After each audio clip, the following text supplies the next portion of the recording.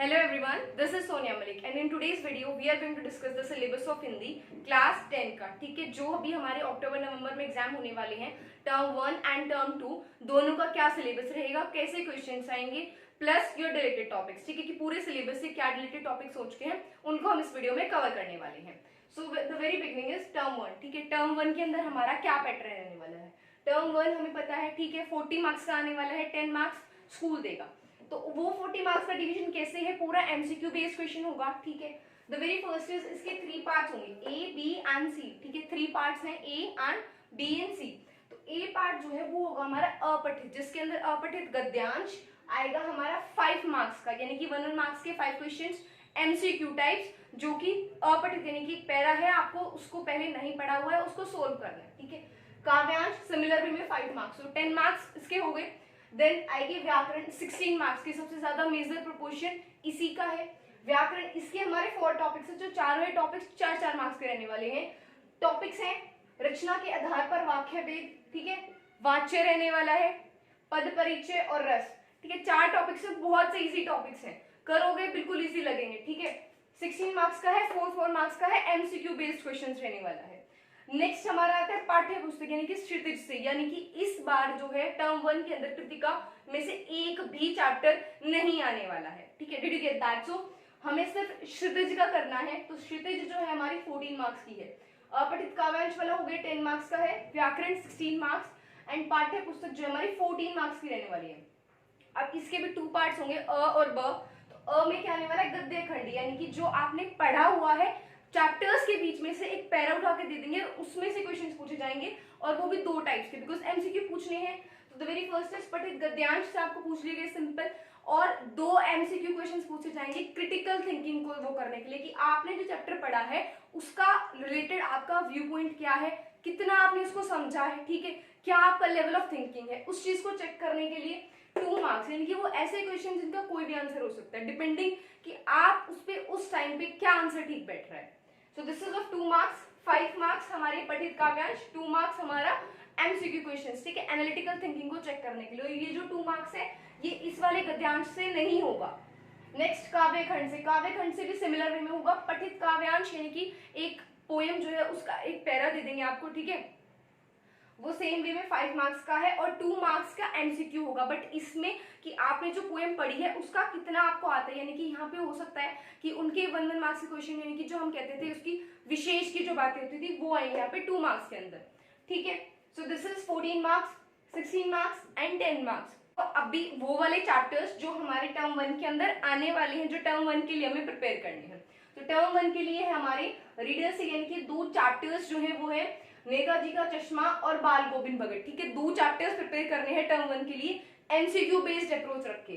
Then poem हमारी 2 है, तुलसीदास की पोएम एंड सूरदास की, दोनों ही पोएम जो फर्स्ट एंड सेकंड पोएम हमारी आएंगी टर्म 1 के अंदर। ठीक है, so this is of your term 1, MCQ based रहने वाला है सारा। आई होप थिंग्स क्लियर है।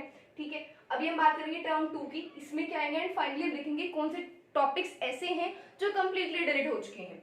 तो टर्म 2 के अंदर है, अब ये वाला पोर्शन जो है हमारा रिटर्न होगा। ठीक है, इधर एमसीक्यू वाला कुछ भी नहीं है, सारा रिटर्न होगा, बट ये भी सेम 40 मार्क्स का रहने वाला है, 10 मार्क्स आपका स्कूल देगा इंटरनल असेसमेंट की बेसिस पे।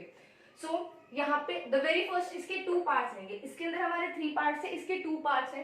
The very first part A part, A part में क्या है, देखो यहाँ पे जो अपठित गद्यांश और व्याकरण दोनों ही नहीं आने वाले हैं इसके अंदर। तो पहला क्वेश्चन होगा क्षितिज और कृतिका वाली बुक से, 20 मार्क्स की आएगी। ठीक है, सिंपल, बहुत इजी क्लियर कट फॉर्मेट है। शॉर्ट क्वेश्चंस होंगे 2 मार्क्स के 4 क्वेश्चंस चैप्टर्स से। ठीक है, 8 मार्क्स डन। फिर आने वाले शॉर्ट क्वेश्चंस 2 मार्क्स के 3 क्वेश्चंस आएंगे, चैप्टर्स से 4 क्वेश्चंस है, पोएम से 3 क्वेश्चंस है, तो 6 मार्क्स। देन हेयर आपके शॉर्ट क्वेश्चंस आएंगे फ्रॉम बुक कृतिका। देखो हमने देखा था कि हमारे टर्म 1 के अंदर कृतिका बुक नहीं आ रही है, बट टर्म 2 के अंदर कृतिका बुक आएगी एंड उसके 3 मार्क्स के 2 क्वेश्चंस आने वाले हैं। ठीक है, 6 मार्क्स। अब ये वाला फॉर्मेट क्यों नेसेसरी होता है, क्यों हमें पता होना चाहिए, ताकि पता चले कि मेरे को उस पर्टिकुलर बुक से बड़ा क्वेश्चन प्रिपेयर करना है या छोटा क्वेश्चन प्रिपेयर करना है, और किस बुक को ज्यादा वेटेज दी गई है। ठीक है, बिकॉज हमें कैसे पढ़ना है, एग्जाम नीड से। सो 6 मार्क्स हमारे कृतिका से हो गए हैं। अब बी पार्ट इसका होगा जो कि लेखन का होगा। ठीक है, लिखना है, राइटिंग स्किल्स का है, 20 मार्क्स का है। इसके हमारे 4 पार्ट्स हैं, 4 क्वेश्चन आएंगे।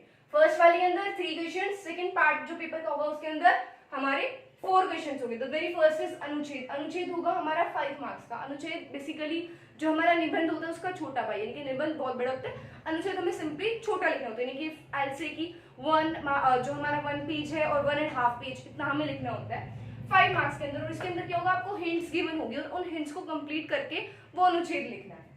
Then next question will be अनौपचारिक और औपचारिक पत्र। ठीक है, इसके अंदर क्या होने वाला है, सेम 5 मार्क्स का। अनौपचारिक भी आ सकता है, ऑफिशियल अनऑफिशियल दोनों में से कोई सा भी लेटर आ सकता है।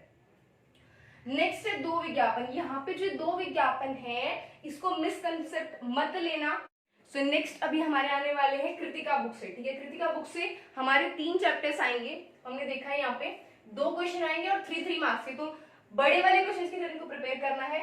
माता का आंचल, जॉर्ज वंचर की नाव और साना साना हाथ जोड़ी, यानी कि जो एक चैप्टर था वो कट गया कृतिका वाली बुक से। सो अभी ये फॉर्मेट क्लियर है। ठीक है, कौन से चैप्टर्स आने वाले हैं, कितने मार्क्स के हैं। अभी हम बात करेंगे ऑल ओवर बुक से कौन से चैप्टर्स ऐसे हैं जिन पे बड़ा बड़ा क्रॉस लगने वाला है, डिलीटेड, ठीक है, नहीं आने वाले हैं। So that is points. अगर मैं बात करूं, वेरी फर्स्ट देव की पायनुपुर नहीं आएगी, जयशंकर प्रसाद आत्मकथा नहीं आएगी, नागार्जुन दंतुरित मुस्कान नहीं, गिरिजा कुमार छाया मत छूना ये भी नहीं आएगी। तो 4 पॉइंट कट चुकी है, देव की, नागार्जुन, गिरिजा कुमार और जयशंकर प्रसाद। और एक और है मंगलेश डबरार संगतकार, ये वाली पोएम भी कट चुकी है। ठीक है, नहीं आने वाली है। Now will talk about chapters की चैप्टर्स कौन से ऐसे हैं जिन पे बड़ा बड़ा क्रॉस लगने वाला है। So the chapters are, the very first is your एक कहानी यह भी। ठीक है, स्त्री शिक्षा विरोधी कुर्तकों का खंडन, वैसे काफी अच्छा चैप्टर था। नौबत खाने में इबादत एंड संस्कृति, तो ये 4 चैप्टर्स हैं। ठीक है, 5 पोएम है हमारी कट चुकी हैं। तो बड़ी वाली स्माइल आ जाएगी फेस पे ये वाली चीज देख के। ठीक है, सारी कट चुके हैं। टर्म 1 के अंदर 2 चैप्टर्स 2 पोएम, टर्म 2 के अंदर सिमिलर वे में 2 चैप्टर्स 2 पोएम और दूसरी वाली बुक के 3 चैप्टर्स। देखो फॉर्मेट समझ में आ गया होगा। इसके लिए ना थोड़ी सी एक डिफरेंट स्ट्रैटेजी रखना। ठीक है, इधर क्या करना, हमें पता है कि हमें, जैसे अगर आप लोगों ने मेरी वीडियो देखी होगी तो उसमें मैंने डिस्कस किया कि हमें 50-50 वाला नहीं, 70% सिलेबस टर्म 1 के अंदर और 30% सिलेबस छोड़ना है टर्म 2 के लिए। बिकॉज उसके अंदर मैंने आपको टाइमलाइन के थ्रू एक्सप्लेन किया था कि कैसे, क्यों, व्हाई इज इट नेसेसरी। देखो टर्म 2 के ना, इसके लिए आपके पास एक्चुअली में बहुत कम टाइम रहने वाला है। अगर if you want to see, go and check out my that video. So for but थोड़ा सा यहाँ पे मैं तुम्हें बता देती हूँ। इसके लिए क्या करना, ये वाले जो चैप्टर्स है ये तो हमें प्रिपेयर करने हैं। ठीक है, एमसीक्यू बेस्ड करने हैं। बट इसके ना सिर्फ इस वाले पोर्शन को छोड़ना कि ये वाला आपका 30% रहना चाहिए, उस 70% के अंदर इस पूरी की पूरी लिस्ट को कवर कर लेना। बिकॉज नाउ अभी आपके पास टाइम है, ठीक है, प्रिपेयर कर सकते हो। बट उस टाइम पे जब 2 महीने का टाइम रहेगा, आंसर राइटिंग प्रैक्टिस करनी होगी, फिर उस टाइम पे ये नहीं हो पाएगा। अगर आपको चैप्टर आते हैं तो देयर इज चांसेस कि आप आंसर राइटिंग प्रैक्टिस कर लोगे। ठीक है, प्रीवियस ईयर क्वेश्चन पेपर्स निकाल लोगे। ये कुछ भी हो, इसको ज्यादा वेटेज डेफिनेटली मिलेगी बिकॉज यहाँ पे आपने लिखा है। ठीक है, तो समझ में आ रहा है चीज। आई होप चीजें क्लियर रही होंगी, इजी रही होंगी। ठीक है, so if you do I understood, do subscribe my channel and please share it with your friends.